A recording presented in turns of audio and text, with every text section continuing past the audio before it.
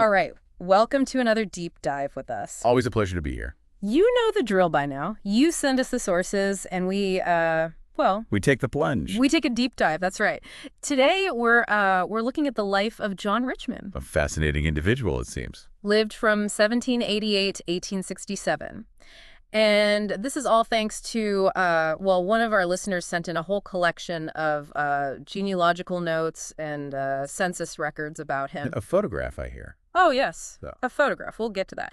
But first, I guess just to set the stage, we want to paint a picture of John Richman's life. You know, get a sense of the world he lived in, how things changed during his lifetime, all that good stuff. And uncover some of those hidden stories that often get lost in the official records. Right. So let's start with the basics. Who is John Richman? Well, according to the information we have, John Richman was born around 1788. Around 1788, okay. In Hilperton, Wiltshire, England, a small village in the southwest. Small village life, all right. So right off the bat, we've got a bit of a mystery. The notes mention a range of possible birth years for him. Why is that? Ah, yes. The joys of historical research. See, back then, record-keeping wasn't always, shall we say, precise. Not as precise as it is today, I imagine. Precisely. We have his reported ages from the 1841, 1851, and 1861 censuses. And then we have the age recorded at his burial. And, they don't quite line up perfectly. Interesting. So what do we make of that? It's likely a combination of factors. Census takers often relied on estimates. People themselves might not have been entirely sure of their exact birth date. And then, of course, there's always the possibility of human error creeping in. Makes sense. It's a good reminder that, these historical records, they're not always perfect. Indeed.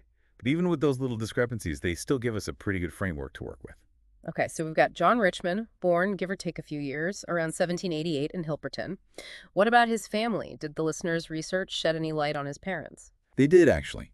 The notes suggest that his parents were likely a John Richman, born in 1744, and a Mary Parsons, born in 1750. Both from Hilperton as well. Yes, both residents of Hilperton. Now, we don't have a definitive baptismal record that directly links them as John's parents. Ah, so a bit of a missing link there. Exactly. However, there are a couple of things that make this connection quite plausible. First, there's the naming convention. Right, people often named their children after family members back then. Exactly. And it was especially common for the first son to be named after the father's father. Following that pattern, John's paternal grandparents would have been A John and an Elizabeth Richman.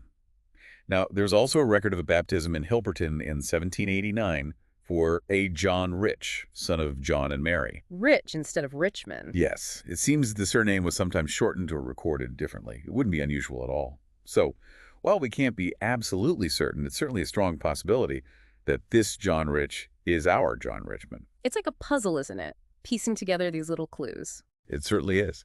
And that's part of what makes genealogical research so intriguing.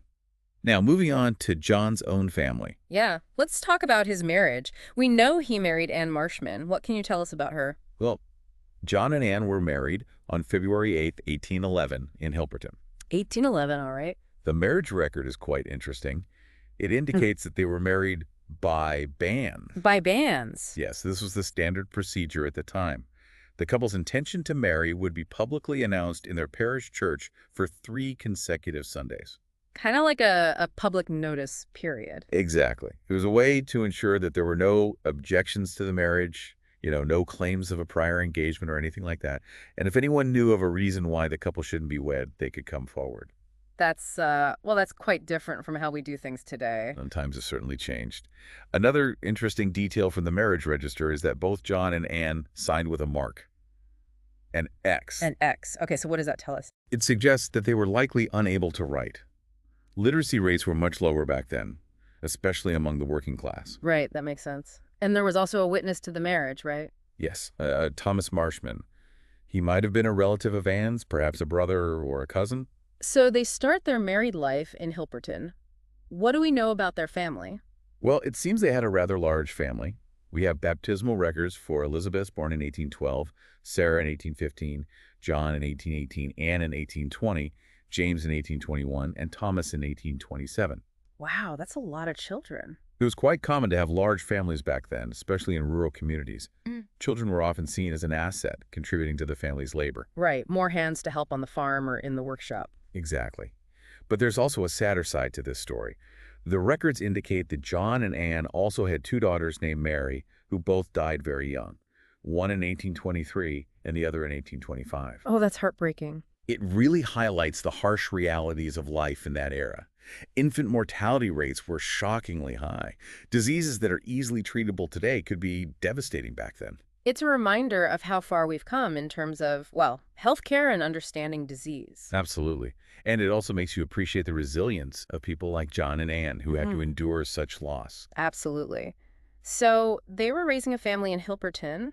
What about John's work? How did he support his family? Well, that's where things get really interesting. The baptismal records for his children list his occupation as a weaver, A weaver. Okay. and sometimes as a laborer, indicating he likely took on various jobs to make ends meet. That was pretty common back then, wasn't it? It was. People, especially in rural communities, often had to be adaptable, taking on whatever work was available.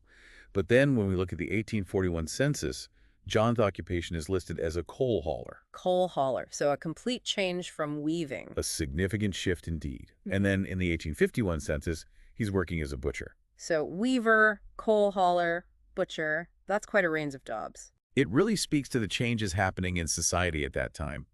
The Industrial Revolution was transforming the economy, and people had to adapt to new opportunities and challenges. So maybe the demand for weavers was declining, and he had to find a new way to provide for his family.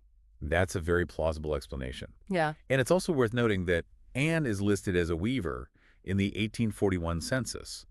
So they were both contributing to the family income. A real team effort.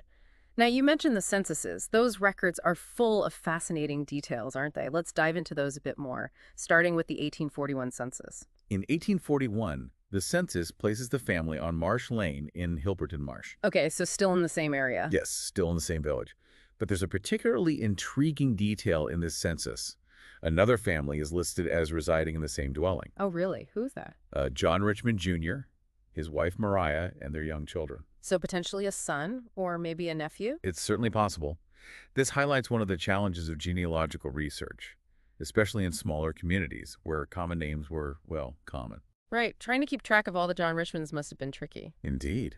In this case, this younger John is listed as an agricultural laborer, and Mariah, his wife, is a weaver. It's interesting how some occupations, like weaving, seem to run in the family. It makes you wonder about the connections and networks within these communities. Were they all working together, sharing skills and resources? It's certainly a possibility. It really emphasizes the importance of looking at the entire household, not just individual names, to understand the social dynamics at play. It's a reminder that these records weren't just about counting people, they were capturing a snapshot of a community. So let's move on to the 1851 census. Any interesting developments there? By 1851, John and Anne are still in Hilperton Marsh. John is now 59, and his occupation is listed as a butcher, as we mentioned earlier. Anne is 67, and living with them is their daughter, Elizabeth, who's 38 and still working as a weaver. But there are also two granddaughters listed, 8-year-old Mary Richman and 3-year-old Rosa Richman. Granddaughters. Okay, so maybe their older children had started their own families by this point. That seems likely. And there's a curious detail about Rosa. Her birthplace is listed as Bath in Somerset. Bath. That's a bit further afield, isn't it? Yes, it's about 12 miles from Hilperton. So it raises some questions. Was there a family connection in Bath? Did one of John and Anne's children move there for a period? It's a little thread that leads us in a new direction, doesn't it? Makes you wonder what took them to Bath. Precisely. It's those little details that often spark the most intriguing avenues for further research. Absolutely. Now, what about the final census record we have for John? What does 1861 tell us? The 1861 census shows a shift in John's circumstances.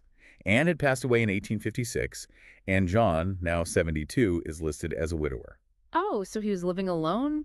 Not quite. He's living with his 13-year-old granddaughter, Rosa Thompson. Remember Rosa, who was born in Bath? It seems her surname is now Thompson, suggesting that her mother, perhaps John and Anne's daughter, had married someone named Thompson. Okay, that makes sense. And significantly, John is listed as a pauper in this census. A pauper. So he had fallen on hard times. It seems so. It's a poignant reminder of the precariousness of life back then, particularly for those in their later years. The loss of his wife, combined with potential health issues or economic hardship, may have forced him to rely on parish assistants. It's a stark contrast to the earlier records where we see him actively working as a weaver, coal hauler, and butcher. It really underscores the challenges people faced. Life could change dramatically, and there was often little in the way of a safety net. So we have this timeline of his life, from his birth in Hilperton to his later years as a widower and a pauper. And then, of course, we have the record of his death. Yes, John Richman died before April 26, 1867. He was buried on that date at St. Michael's Church in Hilperton. The burial record lists his age as 79. Bringing us back full circle to Hilperton. Indeed. Although, interestingly, the death record lists Bradford-on-Avon as the place of death. Bradford-on-Avon, that's not too far from Hilperton, is it? No, it's just a few miles away. It was a larger town with more amenities, so it's possible he was receiving some form of care or assistance there towards the end of his life. It makes you wonder about those last few years. What was life like for him? Where was he living? Those are questions we may never have definitive answers to, but that's part of the mystery and the allure of exploring these historical lives. Absolutely. We fill in the gaps with our imagination, informed by the details we do have. Precisely. And speaking of details, we can't forget about that photograph. Ah, yes, the photograph. This is where things get really exciting. You mentioned earlier that a member of the Wiltshire Family History Society had analyzed it. They did, and their insights add a whole new dimension to our understanding of John Richman. The photograph itself is an ambrotype, which was a common photographic process in the 1850s and 1860s. It shows John, in his later years, an elderly man with white hair, seated and wearing a top hat. So quite a formal portrait. Indeed. But it's the details of his clothing that really bring the image to life. The expert identified that John is wearing a traditional Wiltshire smock. A smock. Yes, a type of loose overshirt. They were very common among agricultural laborers. And based on its style, the expert believes it likely originated from Keevil. Keevil, another village nearby. Yes, just a few miles from Hilperton. The expert also noted that John's neckerchief would have likely been red, a common color for those garments. So we're starting to get a real sense of his appearance, the clothes he wore. Exactly. And the top hat is interesting too. While it was a formal item, the expert pointed out that the style was actually more fashionable about 50 years prior to when the photograph was taken. Oh, so it was an older hat. Most likely. The expert suggested that it was probably an older hat that John had kept and perhaps only wore for special occasions. His Sunday best, as it were. It speaks to a sense of, well, practicality and resourcefulness, doesn't it? Holding on to things and making them last. Absolutely. But here's where it gets really fascinating. Based on the presence of the smock, the expert concluded that John Richman was very likely a farmer in addition to being a butcher. Ah, so the clothing provides a clue to his occupation. Precisely. It fits with the earlier census records where he's listed as a laborer. And it might explain how he transitioned into butchering. Perhaps he was raising and selling his own livestock. It's like all the pieces of the puzzle are starting to fit together. It really is. This single photograph, when combined with the other records, gives us a much richer and more nuanced understanding of his working life. He wasn't just a weaver or a coal hauler or a butcher. He was a man who is connected to the land, who likely understood the rhythms of the seasons, the care of animals, and he even had a special hat for those important occasions. It humanizes him, doesn't it? Takes him from a name on a page to a real person with a story. Absolutely. It really makes you wonder what his life was like, what he thought and felt, the challenges he faced, the joys he experienced. And it reminds us that these historical figures, they weren't that different from us. They had hopes and dreams, families they loved, work they did. They were just trying to make their way in the world, just like we are today. Now, before we wrap up, we should mention that our listener, the one who provided all this incredible research, has a direct connection to John Richman. Yes, they're a direct descendant. According to the genealogical notes, the line goes from John and Anne's son, James Richman, who was born in 1821. Okay, so their son, James. To James's son, Thomas Richmond, and then his daughter, Alma Bessie Richmond. It's interesting to note the slight variation in the surname spelling there. Right, Richmond instead of Richmond. Those variations were quite common back then. Anyway, from Alma, the line continues to her son, Frederick Walton Seaver, and finally to Frederick's son, Randall J. Seaver, who is the individual who compiled all this research. So a direct line from John Richman in the early 19th century to Randall J. Seaver today. It really brings it home, doesn't it? History isn't just dates and events. It's about people and their connections across generations. It's a reminder that we're all part of a much larger story, a tapestry woven through time. Beautifully put. So, to sum it all up, we've taken this incredible collection of notes, records, and even a photograph, and we've pieced together a picture of John Richman's life. A life that spanned a period of immense change in England. Exactly. We saw him working as a weaver, a coal hauler, a butcher, maybe even a farmer. We saw him raise a family, experience both joy and sorrow, face economic hardship in his later years. And we even got a glimpse of his Sunday best attire thanks to that photograph and the expertise of the Wiltshire Family History Society. And it all started with a simple question. Who was John Richman? It's amazing what you can uncover when you start digging into these historical records. And it makes you wonder, what other stories are out there waiting to be discovered? What can we learn from the lives of ordinary people like John Richman? How do their experiences illuminate the broader social and economic transformations of their times? Those are questions we can all ponder. Every life, every family has a story to tell. And those stories have the power to connect us to the past, to deepen our understanding of who we are and where we come from. So to our listeners, I encourage you, keep exploring, keep asking questions. You never know what amazing discoveries await you in the archives of history. Well said. And that brings us to the end of another deep dive. Thank you for joining us on this fascinating journey. We'll see you next time.